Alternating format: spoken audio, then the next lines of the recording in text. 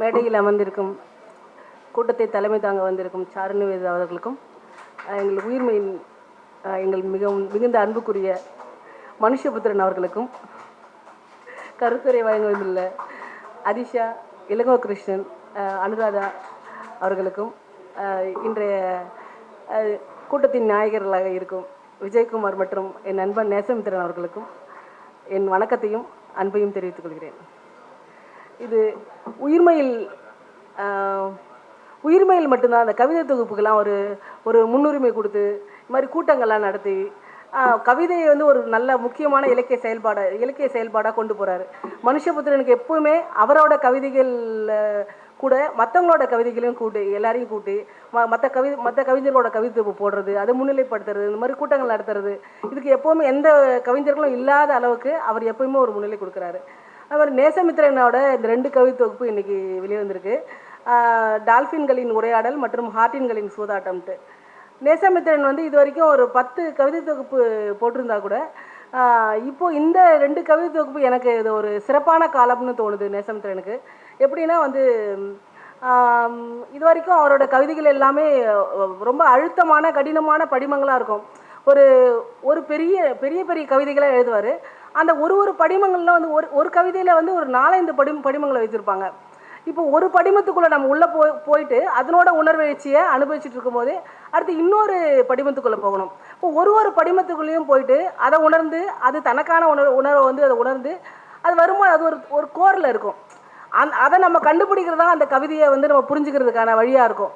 அதோட நேசமித்திரோட கவிதைகள் இது வரைக்குமான கவிதைகள் எப்படி இருந்ததுன்னா, அவரோட ஒரு கவிதையை திடீர்னு ஒருத்தர் படித்து அதை புரிஞ்சிக்க முடியாது, அந்த கவிதைகளை நுழைய முடியாது. அவரோட கவிதைகளை படிக்க என்னென்னா அவரோட ஒட்டுமொத்த அவரோட கவிதை முறைகள் இருக்குல்ல, அந்த கட்டமைப்பு இருக்குது, அதை வந்து திரும்ப வாசிச்சுட்டே இருக்கணும். அந்த மாதிரி வாசித்தாதான் அவரோட எல்லா கவிதைகளும் அப்புறம் ஒன்று ஒன்றா புரிய ஆரம்பிக்கும். அப்படி தான் அவரோட கவிதைகளை நான் வாசிக்க ஆரம்பித்தேன். அந்த மாதிரி நிறைய படிமங்கள் வந்து தமிழில் வேறு எவருமே பயன்படுத்தியே இருக்காத நிறைய படிமங்கள் அவரோட கவிதைகள் முழுக்க பயன்படுத்துவார். அதே மாதிரி அது வந்து சாதாரண வெறும் உதாரணமாக ஊமை காட்டுற மாதிரி ஒரு வெறும் படிமமாக மட்டும் அது இல்லாமல் அது வந்து இந்த சூழலில் சார்ந்த மாதிரியும் சூழலில் அக்கறை இருக்கா மாதிரியும் அப்புறம் இயற்கை மேலே ஒரு அக்கறை இருக்கா மாதிரியும் எல்லாம் அந்த மாதிரி இருக்கும். அது மாதிரி நிறைய வந்து அப்புறம் வந்து நிறைய சயின்ஸ் ப்ரூஃப் இருக்குல்ல, அது மாதிரி இருக்கும். நல்ல அறிவியல் உண்மைகள் எல்லாம் வந்து அந்த கவிதைகளில் வந்து சொல்கிறது தமிழில் முக்கியமாக நேசமித்திரன் மட்டும்தான் அப்படி பண்ணியிருக்காருன்னு நினைக்கிறேன். அந்த மாதிரி கவிதைகளை ரொம்ப பாராட்டலாம். இப்போ வந்து இது வரைக்கும் இருந்த 10 கவிதைகளில் இல்லாமல் தொகுப்பில் இல்லாமல் உண்மையிலே நானும் அதே உணர்ந்தேன், இளங்கோவும் அதே தான் சொன்னார். ஏன்னா இது வரைக்கும் இருந்த கவிதைகள் எல்லாமே இல்லாமல் அவர் அதில் வந்து வடிவமைப்புக்கு ரொம்ப சொற்களுக்கு ரொம்ப முக்கியத்துவம் கொடுத்து இருக்கும் நேசமித்திரன் கவிதைகள் எல்லாமே. இப்போ இந்த 2 தொகுப்பு மட்டும் பார்த்தீங்கன்னா முற்றிலும் வேறுபாடாக இருக்குது. நிறைய படிமங்கள் அங்கங்கே இருந்தாலும் கூட ஒரு கவிதையில் ஒரு படிமம் அந்த மாதிரி தான் பயன்படுத்தியிருக்காரு. என்னென்னா முக்கியமாக இந்த 2 கவிதை தொகுப்பில் என்ன இருக்குன்னா, முன்னிலை நோக்கி கூறப்படுற மாதிரி, தன்னோட குறைபாடை சொல்கிற மாதிரி, தன்னோட முறையீட்டை வைக்கிற மாதிரி, தன்னோட அன்பை வைக்கிற மாதிரி, அந்த மாதிரி கவிதைகள் நிறைய இதில் எழுதியிருக்காரு. ரொம்ப மொழி இலகுவாக இருக்குது. இது வரைக்கும் ரொம்ப அந்த வடிவமைப்பில் ரொம்ப தீர்மானமாக இருப்பார் நேசமித்திரன். அது மாதிரி தான் இது வரைக்கும் எழுதியிருந்தார். உண்மையிலே இந்த 2 கவிதை தொகுப்பு ரொம்ப இலகுவான மொழியில் ரொம்ப அழகான சொற்களால் இருந்தாலும் வழக்கமான அவரோட சில முத்திரை பதிக்கிற மாதிரி சில சொற்கள் இருக்கும். அந்த சொற்களை பயன்படுத்தி இருந்தாலும் ரொம்ப இலகுவான மொழியாக இருக்குது. கவிதைக்குள்ளே ஈஸியாக ட்ராவல் பண்ண முடியுது. அதுவும் இல்லாமல் இப்போ வந்து இப்போ இருக்க ஒரு மொழி முதிர்றதுனா என்ன, ஒரு கவிதை முதிர்ச்சி அடைகிறது அப்படின்னா என்னென்னா சொற்கள் முதிவடைறதில்ல, சொற்கள் இலகுவாகிறது தான் கவிதை முதிவடைகிறது நான் நம்புகிறேன். அது மாதிரி ஒரு ரொம்ப முதிர்வான ஒரு நிலைமைக்கு வந்து நேசமித்திரோட கவிதைகள் வந்திருக்கு. ரொம்ப மகிழ்ச்சியாக இருக்குது.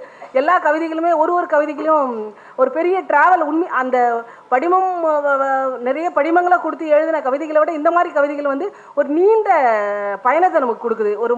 ஒரு கவிதையை ஆரம்பித்து அந்த கவிதையை முடிக்கிறது வழியாக நம்ம ஒரு பயணம் போகிற மாதிரி இருக்குது. ரொம்ப நல்லா இருக்குது. இவரோட கவிதைகள் எல்லாமே ரொம்ப இலகுவாக இருக்குது.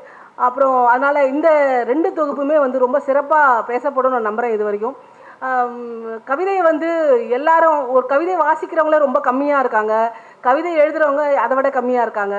அந்த ரொம்ப வாசகர் ரொம்ப குறைவாக இருக்கிற அந்த இலக்கிய வகைமை வந்து கவிதையாக இருக்குது. ஆனால் வந்து இந்த மாதிரி இலகுவாக எழுதும்போது இவர் சொன்ன மாதிரி இணையதளத்தில் அந்த மாதிரி நிறைய இளைஞர்களால் வாசிக்கப்படும். நிறைய சின்ன சின்ன பசங்க இருக்கக்கூட என்ன சொல்கிறாங்க, ஒரு சின்ன கவிதை ஏதோ ஒரு புத்தகம் இல்லை நம்ம ஃபேஸ்புக்கில் போட்டால் கூட எளிமையாக இருந்தால் வாசிக்க முடியுது. ஏன்னா வந்து ஒரு 2 நிமிஷம் அவங்க வந்து 20 செகண்ட் மேலே ஒரு ரீல்ஸை பார்க்க மாட்டாங்க. ஸோ அந்த மாதிரி இருக்கவங்க இந்த மாதிரி இலகுவான கவிதைகள்னா அதுக்குள்ளே ஈஸியாக வந்து அவங்க ட்ராவல் பண்ணி வர முடியும். ஸோ அந்த மாதிரி கவிதைகள் எழுதுனதுக்காகவே வந்து அது ஒரு அவரால் இதுவும் பண்ண முடியும்னு பண்ணியிருக்காருன்னு நான் நம்புகிறேன்.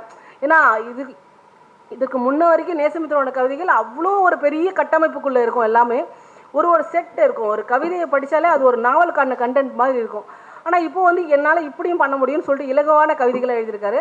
ஆனால் வடிவ ரீதியாக தான் இலகுவாக இருக்குது. ரொம்ப அழகான சொற்களோட ரொம்ப அழகான கண்டென்ட்டோடு எழுதியிருக்காரு.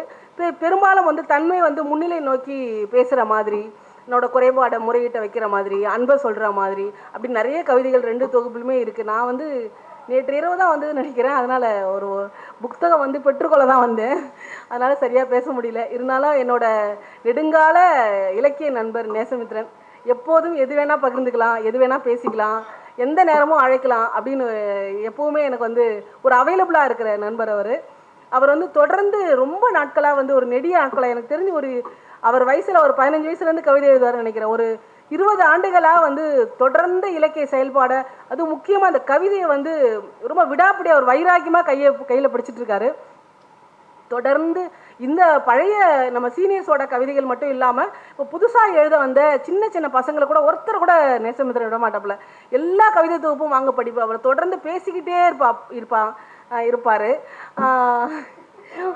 அவன் பேசக்கூடாதுன்னு ரொம்ப தீர்மானமாக வந்து எப்படி நேரில் பேசுங்களா அதே மாதிரி நேசமித்ரன் வந்து அதான் அவன்கிட்ட எனக்கு ரொம்ப பிடிச்ச விஷயம் என்னன்னா, ரொம்ப கடைசியில் இப்போ ஒரு புது தொகுப்பு முதல் தொகுப்பு வந்திருக்குன்னா அவங்க தொகுப்பு வாங்கி அதை படித்து நீ பரிச்சயம் வச்சு அதை பார்த்தியா அப்படின்னு சொல்லுவான். அப்புறம் திரும்ப அந்த ஆள்கிட்டே கூப்பிட்டு பேசுவான். அந்த ஈகோலாம் இருக்காது. எப்போவுமே புதுசாக எழுத வந்த ஆட்கிட்டையும் சீனியர்ட்டையும் ஒரே மாதிரி தான் பழகாப்புல. அவ்வளோ அவன் வந்து இந்த கவிதை எல்லாத்தையும் கவிதை எழுதுகிறவன் தவிர எல்லா இலக்கிய வகைமையிலும் பயங்கர ஆர்வம். உலக சினிமாவிலேருந்து நாவல்கள்லேருந்து மொழிபெயர்ப்பு நாவல்கள் இலக்கியம் எல்லாமே அப்படி வாசிப்பான், பயங்கரம் வாசிப்பான். ஆனால் அந்த கவிதையை ஏன் இவ்வளோ வைராக்கியமாக பிடிச்சிருக்கேன் நான் கூட கேட்டிருக்கேன். இவ்வளோ நாள் நைஜீரியாவில் வெளில இருந்த நீ நல்லா டிரான்ஸ்லேஷன் பண்ணலாமே. இல்லை கவிதையை விடவே மாட்டேன்னு சொல்லிட்டு இருக்கா. அந்த மாதிரி அது கவிதை வந்து இறுக்கமாக ஒரு தீர்மானத்தோட ஒரு வைராக்கியத்தோட அதே ஒரு தன்னோட வாழ்வியலாக வச்சுருக்கான். அதனால் அது ஒரு பெரிய எக்ஸாம்பிள். எனக்கு ஒரு பெரிய உதாரணம் என்னென்னா, அவனை மாதிரி ஒரு இலக்கியத்தில் வந்து அது விடாப்பிடியாக வந்து அந்த தீர்மானத்தை வச்சுருக்கான் அந்த கவிதையில். சாரி அதை மாதிரி. அதனால் நேசமித்ரனுக்கு என்னோட வாழ்த்துக்களையும் அன்பையும் தெரிவிக்கிறேன். இன்னொரு காலத்தில் உண்மையிலே நல்லா இந்த கவிதைகள் நல்லா வாசித்து இந்த தொகுப்பை பற்றி மட்டும் நல்லா எழுதுவேன்னு நம்புகிறேன். நன்றி, வணக்கம்.